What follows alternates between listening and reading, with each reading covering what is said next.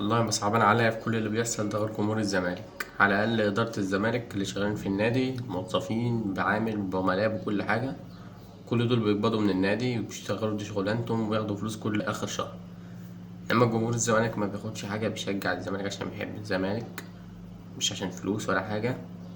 الحل الوحيد إن نادي الزمالك يرجع للمنافسة زي الأول.